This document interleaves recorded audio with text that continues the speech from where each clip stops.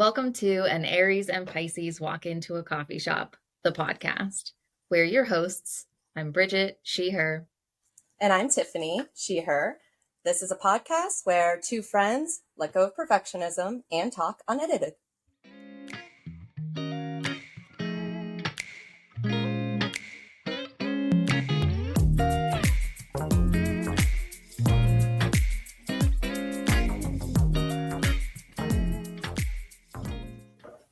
Hello. Hello. We're just jumping right in, whether we like it or not. Yeah. Whether we like it or not. And that's how I feel. I think that's how I feel about going into Oh Pisces no, season. did I lose you? I'm just there you are. Did I lose? Are we here? Am I here? Yeah, you are now. You were frozen for a bit. Oh. And so it was like this really beautiful still of your face, like you were about to say something. And then it cut right back in as you said, Ices season. I missed the P. The icy Pisces season. I don't remember what I was saying, but I've just been crying a lot lately. Oh, and I don't want to, but I'm allowing myself. I think that it's a good reminder for me to allow my emotions to come out as they want to come out, even if that's not how I want them to. I can hold the intention to practice. That's good magic. You are a very powerful witch. Thank you. Last night, just bawling my eyes out again over another season finale of the Great British Baking Show. Yes. I guess I maybe forgot to warn you that you would probably cry a lot in that show. I had no clue. But it's like a cathartic, wholesome cry, yes. Isn't it? Yes. I think that's why I forgot to warn you. Because I know that it's not like a bad cry. At least, well, I guess it depends on who you are. Some people just hate crying in general for any reason. But I don't know how to emote without crying. I cry through every emotion. So just, you got to flush it out when you get through the season of the Great British Bake Off. It's so sweet. Everyone is so deserving. It is so sweet. And I am continuously surprised by this show and delighted and just so grateful that you told me about it. And even more so that Luke is also into it because he also wanted to watch the finale with me. And yeah, and then he'll like look over at me and I'm like, I'm crying at this show. Yeah, like don't he's like, you can cry if you need to, like, and I'm like, that's great, but I don't want to cry in front of you because of a baking show, but I'm gonna do it anyway. Oh, what a beautiful Pisces man. He's not crying, but he's definitely holding space for the crying. Yeah. Yeah. Oh, that's so precious and sweet, and I'm very glad that you're giving yourself that. Thank you. I feel like that show has brought me so much joy and catharsis that I don't even know how to fully articulate how profound it's been. I'm just so grateful for it. It's been very sweet. And I still like keep up with some of the bakers online. Yeah. I'm like half afraid to Google them or look for them online because I am like starting back at the beginning and I'm afraid of what I'm going to find. So I'm trying to tread lightly on that. But the other day, Luke asked if I would like to, together, if we would like to pick something from the show that we would like to bake. Oh, I love that so much. And I was like, oh my God, yeah, the millionaire shortbreads. Like, I was like, I already had the answer. The like shortbread that has the layer of shortbread and then caramel and then chocolate on the top. Except when they made the caramel, it seemed very like stressful, and it was always going wrong, and they were always having to like start it over. And I was like, can I make that at home? I think you can because you don't have the time constraints. Hmm. You don't have the pressure. You're not doing 17 million other things Mm-hmm. at the same time. And like anything, it's a little bit of a learning curve. So, like, yeah, maybe it won't come out exactly right the first time, but like, it's not going to be nearly as stressful and as daunting because, like, these people need to do it by a certain time to a degree that it is excellent compared to everyone else. Like, it's Yeah. just, there's a lot of other Yeah, yeah, factors. yeah, yeah, yeah. Yeah. But I Yeah. think if you approach it as like a playful experiment in your kitchen, you've done that before. And I did also say that like we have made shortbread before. We made Mm. the biscuits from Ted Lasso. What a delight. And those are my favorite. They're so good. And so I was like, Mm. I already know that we can like successfully make a shortbread, and shortbread is my favorite. So even if nothing else goes right, we'll have the Hmm. shortbread, and that's fine. Yeah, that's true. I mean, what a beautiful consolation prize, your favorite thing. Yeah, yeah. I want to hear all about how it went, and I wish that I lived closer so I could bite it. Yeah. Because we're gonna have a lot of them. But um, yeah, I'll definitely let you know. I think we're gonna try it this weekend. Oh, exciting. Yeah. Oh, what a sweet idea. I wish that I liked baking more. I mean, I don't know that I don't know that I really love baking. I'm kind of like, okay about baking. Luke fucking hates it because he's like, if I have to exactly measure something, like he's like, uh-uh. That's And my so problem. so basically when we bake something together, I'm doing it. Well, yeah, you have to put the math degree to use. But where he really shines is the cleanup, right? Like I'm really great at Oh, like bringing hmm, everything out and putting everything together and making a gigantic mess, and then I am done. yeah, I'm I like am that. I am I also need done. someone that cleans. Yeah. And but like he does it to a fault. Like he'll be putting things away and I'm not done with them yet. Or like he'll get rid Oh. of something and I'm like, "Where's that spoon?" Like so it's Oh, so he's a clean up as you go along type of yes, and person. Mm, I need everything all out because yeah. I don't know what I might need again, or Hmm. excuse me, I might need to use that container that I just used to lay my spoon down in so that I have a Yes. place to put my spoon. And well, you got rid of the Hmm. container, so now where do I put my spoon? Now I have to get another one. Like, yeah. Oh, we would just destroy a kitchen together. Every single thing would be out of the cupboards and on the counter and maybe even the floor. Who knows? I keep thinking I'm not gonna lie to you, Tiffany. Here I will admit it. I have been fantasizing about cooking for you whenever I come to visit. My heart. That is so sweet. And I'm thinking like, oh, what would be really nice to make for her that like I know how to make really well, and that I think that she might like it. That is so precious. I feel so loved. Wow.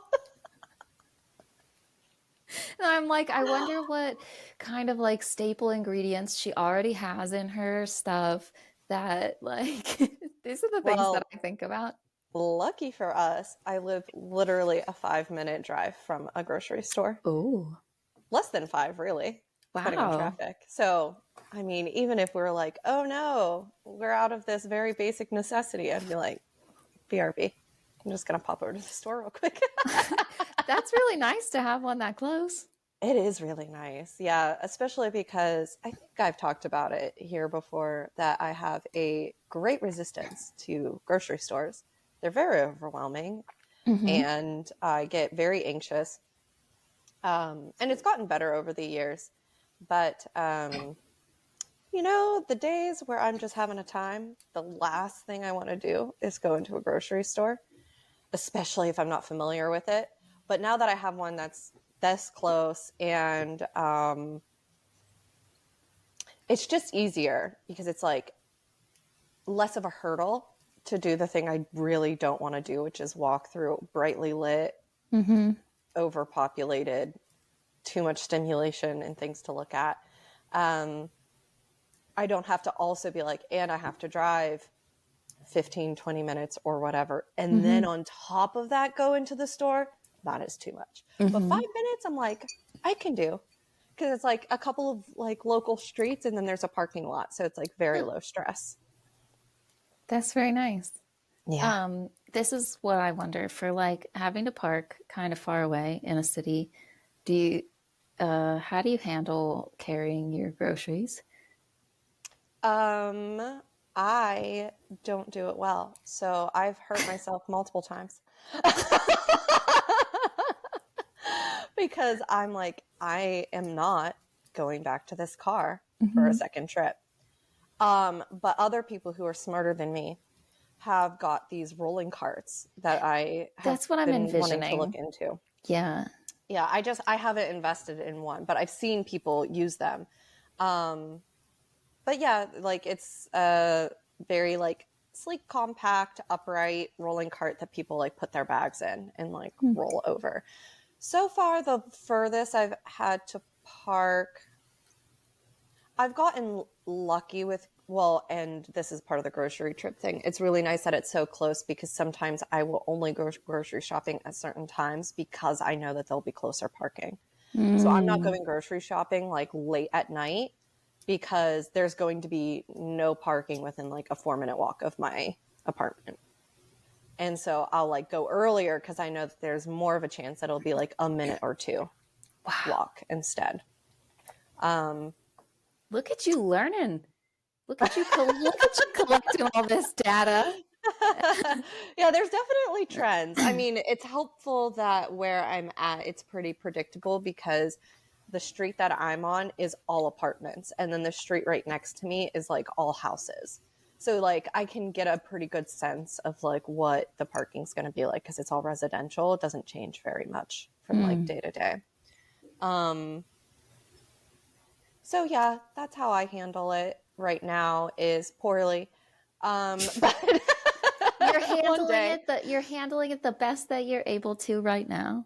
Yeah, and I do have like reusable bags that are larger. So typically when I go grocery shopping, I'll fill up like two of those larger bags and one I can like sling on my shoulder Mm-hmm. and the other I can like hold in my arm. So it is a little mm, it can be a little labor intensive, but yeah, I try to plan. Like if I know I have to do like a bigger grocery shopping trip, I'm doing it during a time where I know that there's more likely to have spots right out front my apartment that it won't be too much of a walk. Um, but one day I'll be a real city gal and be more prepared. Oh, can I offer this to you? What if real city gals just carried their groceries like that forever?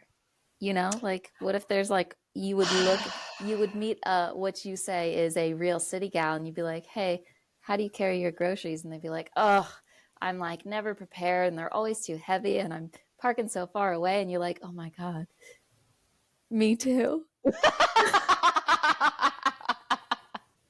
Thank you for that reframe. I'm just going off the chaotic stuff Hmm. from last week. No, it's helpful. It's nice because you're right. I do always think one day I'll be better than I am. And then I'll be okay. But maybe I'm okay right now. You Yeah. know what I do to get myself through some of the negative self talk in the moment is I'll be struggling with my groceries and I'm like halfway to my apartment and I'm just like, "Ah, I made a mistake again. This is so like uncomfortable." And then I tell myself, you're getting so strong. Mm-hmm. Mm-hmm. Mm-hmm. And then Mm-hmm. sometimes I have to put my groceries down and like adjust or take a breath because like one of my angry muscles is starting to hitch and it's hard to breathe. And I'm just like, well, we're just gonna enjoy this neighborhood for a second. Can tell you something? Yeah, please. Always. I mean, you know where I park my car and Mhm. the relation to my front door. I do the same thing because I'm like, I'm not taking more than one trip. So I am going to carry all of these. And sometimes it's so fucking heavy and I have to stop on the sidewalk. Or sometimes I have to just leave a couple bags on the sidewalk and then come back and get them because I'm Mhm. like, I have, this is too much. This is too much. And I also do the thing with like muscles. So I'm like holding it and I'm talking to my muscles. I'm talking to my biceps because I'm also having this body thing where I'm realizing that, like all of the work that I'm doing is up here, which I apparently also have now that. I'm learning is a nervous system response. So Yep. I'm carrying my groceries and I'm talking to my biceps and I'm telling myself I'm strong. And also, when I'm doing lifting days with Luke, I now also have an exercise where I carry the big 20-pound weights. Like I carry like one in each Oh. hand and I just like carry them down and I just walk around the basement. And that exercise is called carrying the groceries because I am practicing to carry the groceries. You're doing occupational therapy in your basement. This is so good. I'm so proud of you. Wow. Yeah. Okay, maybe I should rethink how I'm doing my life.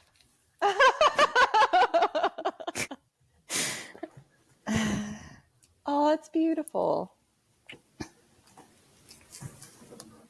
It feels Yeah, very silly to me, but it's playful is what it is. Remember how I told you you're so good at being playful? yeah. This is what I meant. Yeah. Do you want to hear another one? I do. Um the other night while working out, well, no, maybe last week, I don't know. Um I was doing this one form of squat that's like a split leg squat, so it kind of almost looks like you're in a lunge, Mm. but instead of your back leg being on the floor, it's up on like a bench. Oh, okay. So you're just like on the floor with like your front foot, and then you kind of Mm-hmm. just like go up and down. And Mm-hmm. it's very hard. And I was also not feeling like I didn't want to work out. I was having a hard like mental time. And so Mm-hmm. I was like, okay, well, my goals are to enjoy this time like for myself, enjoy this time that I'm spending with Luke. How can I like help myself through that? And I was like, okay, I'm going to pump myself up. I'm going to give myself like, I'm going to be careful giving myself 2 thumbs up on this screen because it'll shoot off the fireworks again. Um, which reminds me, I need to show you another one that I learned. Um, Okay. but so I was giving myself the 2 thumbs up as I was doing Mm-hmm. these squats. And Oh. Luke just like looked over, like caught me out the corner of his eye, and he just starts laughing. He's like, "What are you doing?" Because I'm literally like squatting with holding 2 thumbs up in the air. Mm-hmm. And I was like, "I'm pumping myself up." And he's like, "Of course you are." Like, and like I didn't even like think about it that way, but he's over there just like losing his mind laughing, like, because he looks over and just sees me like, Yep. Just nonverbal communication with yourself. yeah, that's all. just just trying to put Oh, myself up, get. so other people don't do that, huh? It's always so surprising to me when I like get a little like window into how other people live. Hmm. When did I start doing that? I mean, I'm not as cute to myself as you are. I'm practicing. So I can't say that I'm doing the exact same thing, but I talk to myself with my hands a lot. Hmm. But I'm not sure where that started. I know that taking ASL definitely strengthened that because I started using things with ASL to help with my memory. So, like, Hmm. if I had to remember a number, I would use my hands to remember the number because Hmm. the motion would be more easily recalled for me than just trying to pull it out of my brain space without the Interesting. physicality of it. Mm-hmm. But I used to do it before that. And I'm wondering if other people are like that. I hear like other cultures are, like the stereotype that certain groups of people talk more with their hands, Hmm.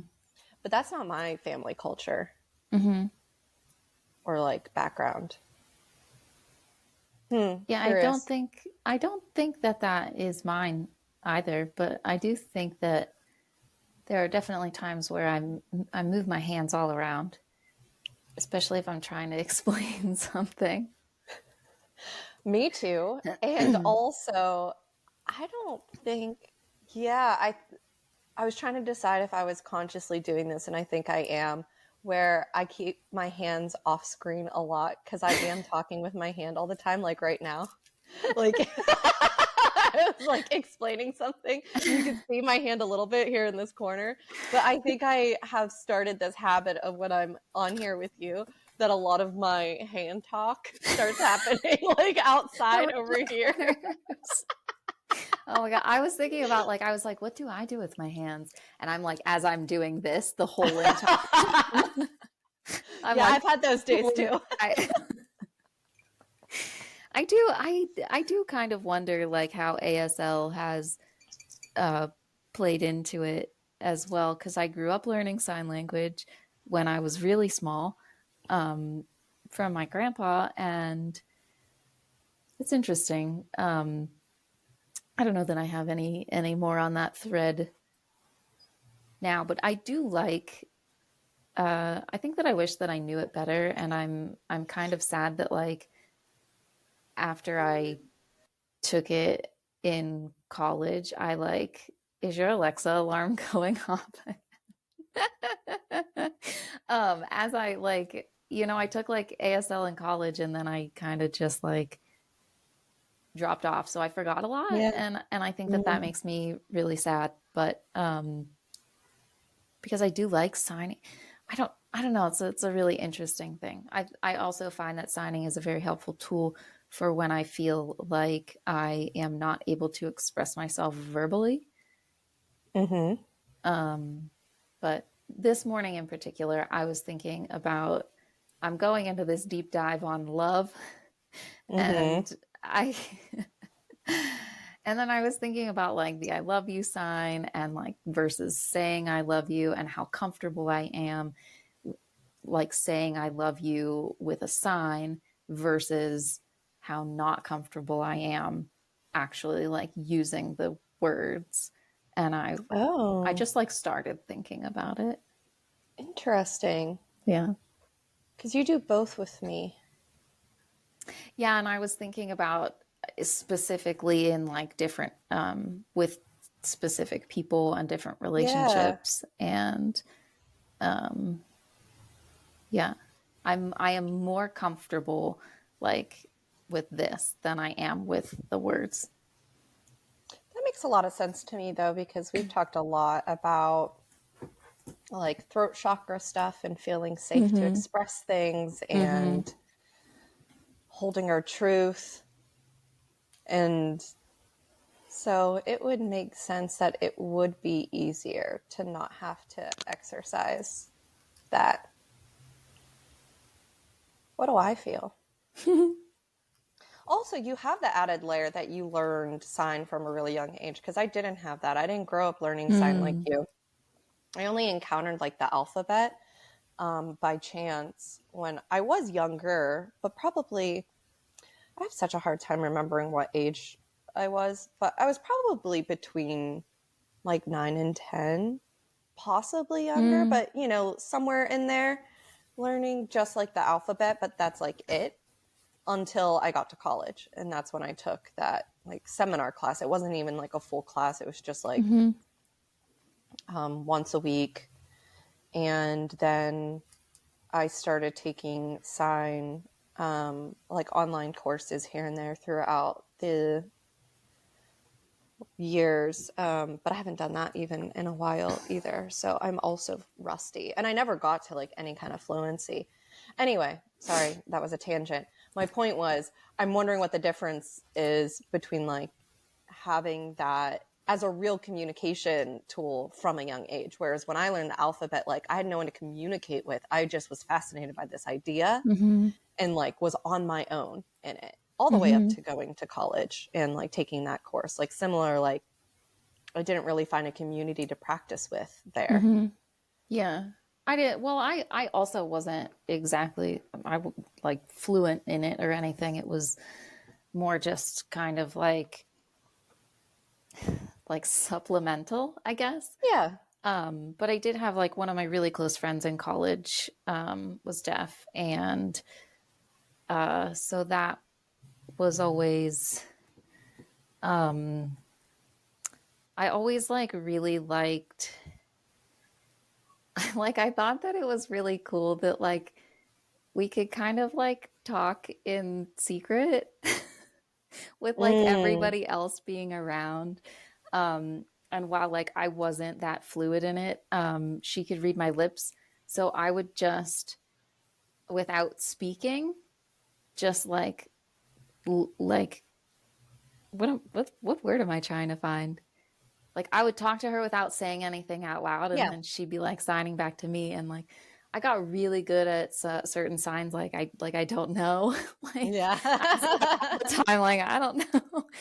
um, but that's like I do, um, I do miss that like kind of connection. Yeah, I've been thinking about it a lot because there were times in, oh, there's a level of like embodiment and presence in Mm, communicating that way mm-hmm. that I think gets lost a lot with verbal communication. And I was actually just thinking about this aspect the other day too.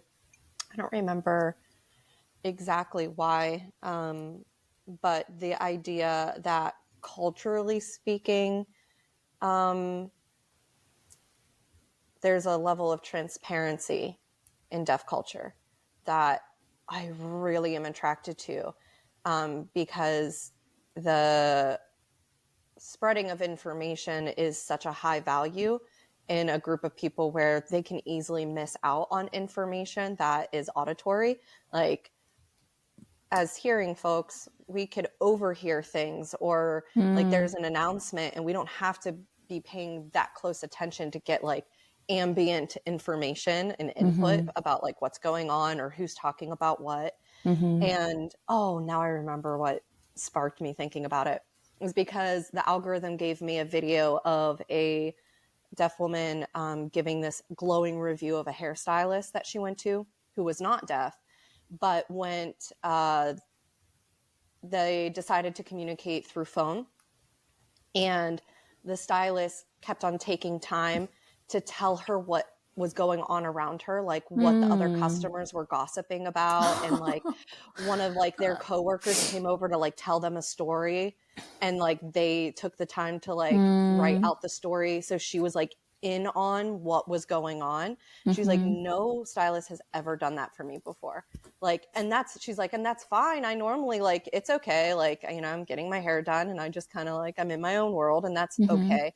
She's like, but I just felt so included and thought about because this Mm. person was taking the time to make sure I had the full experience of being at a salon, just like everybody else. Mm-hmm. And then I was like thinking about that transparency and just being like, oh, I feel safe with the idea that I would be around a bunch of people that they valued giving information freely and like proactively without me Mm-hmm. having to ask. Or, and this is Mm. all trauma nervous system stuff on my part, I know that. But I just was thinking about it a lot, and then having yet another pang where I felt like, oh, I wish that I had more fluency, which is so funny because I could. Mm-hmm. I could, I think. But I think sometimes I have decided that I can't. Mm. That's probably a nervous system thing too that I should figure out.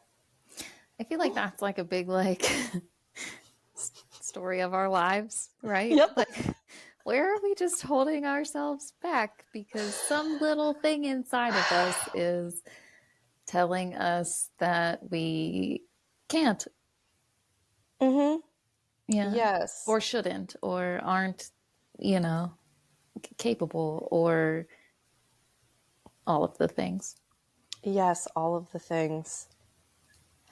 Mm. I did tell you about my pole class realization, didn't I? I think Regarding that this idea that I can't. I believe so. You definitely told me about at least a couple or a few things.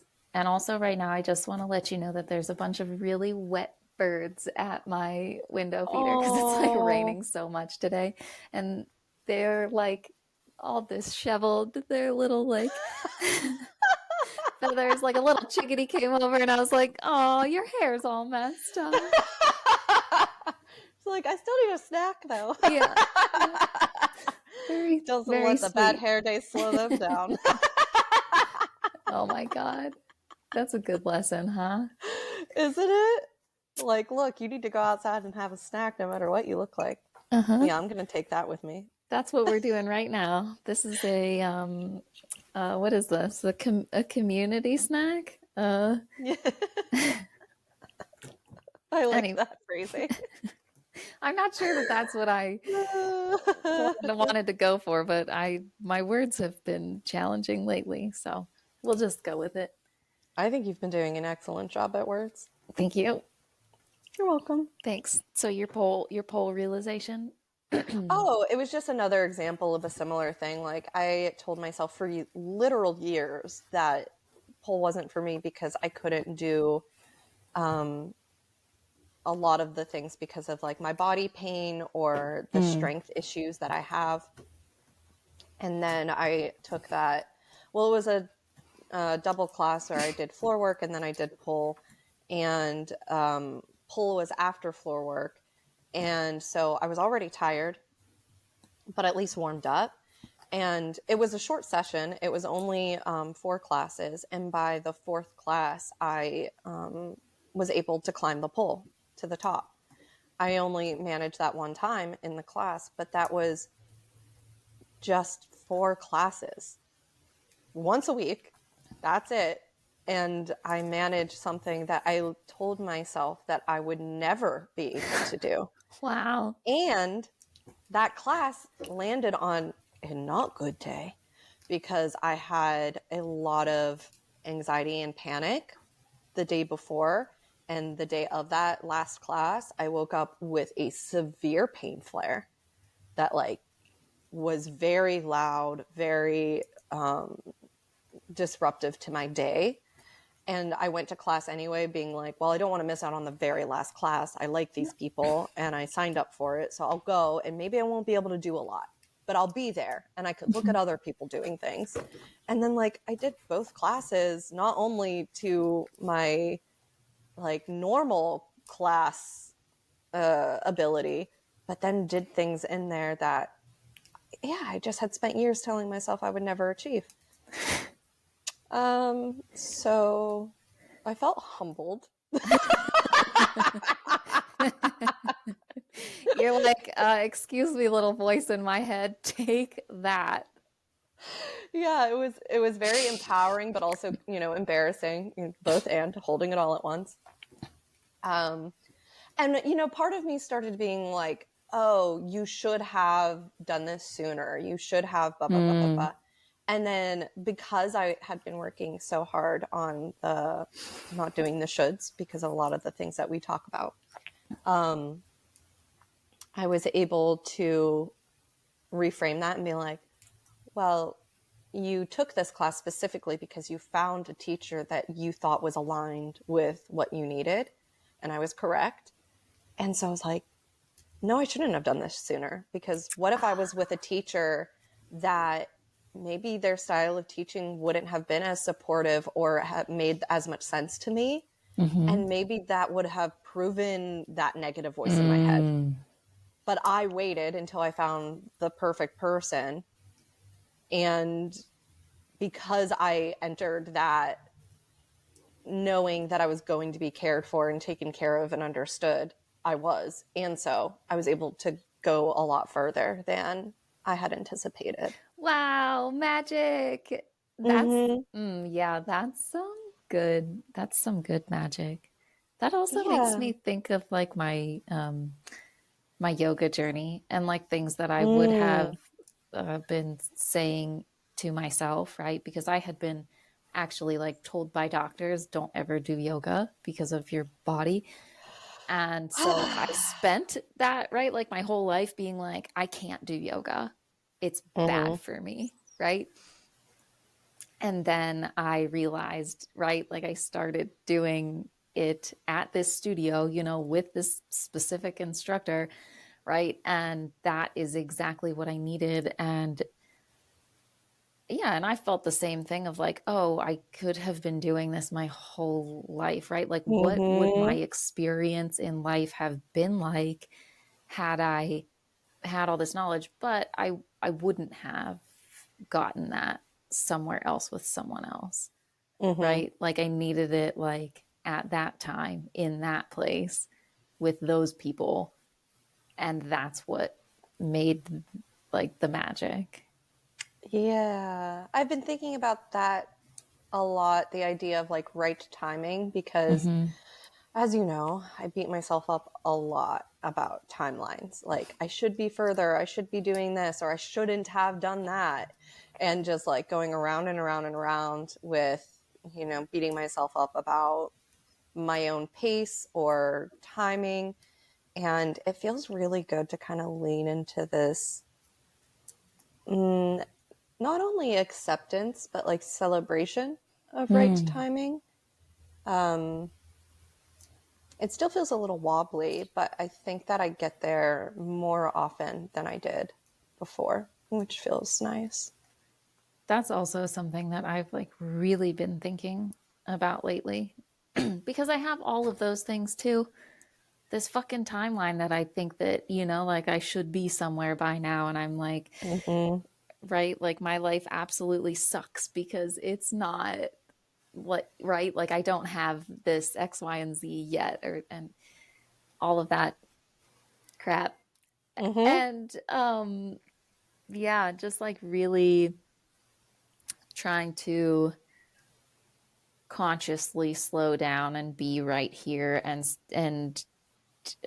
believe that this is the right timing for me right here, like that Mm-hmm. everything that I'm in right now, this is where I'm supposed to be, and like that does feel hard to swallow in some ways, but also very interestingly enough, I had been confronted with something from like high school, grade school, and just like thinking back to myself then and like Mm-hmm. something that I like really, really, really, really, really wanted. And then how many like looking back now at all of the years of like the progression of it and then like ultimately like what happened and being like, wow, isn't that crazy? Like I wanted something so badly, I ended up getting it. And then, like, thinking back now to like how it turned out and where it led to and where I am now, like, and how it's so different. And now I'm like thinking about that in terms of like the things that I want in my life now. And I'm like, okay, well, what if Oh. I gave those that amount of time and space to breathe and to be? And like, what are those actually going to turn out to be? Right? Like, I Mm-hmm. think so much that I want something so specific, but I'm like, Yeah. I don't know, like, and that's that's what's like floating around lately. Oh, I love that kind of time magic. Oh, I want to think about that so much. Thank you for sharing that. That feels really, perspective shifting. Because you're right, we don't know. And things take avenues that we couldn't have guessed at. Oh, I like this. Yeah, I like this a lot. And if you want later, I'll tell you the situation that Of I'm thinking. Yeah. course. Okay. I always want details. And don't you think for 1 second I wasn't going to ask? Sorry to everyone else. This is this is just between us.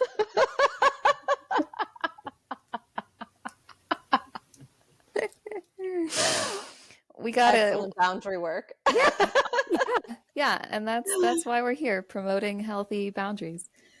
Yes, leading by example. Well done. Yes. Can I close it out? Maybe I can do this. I think this is the Whoa.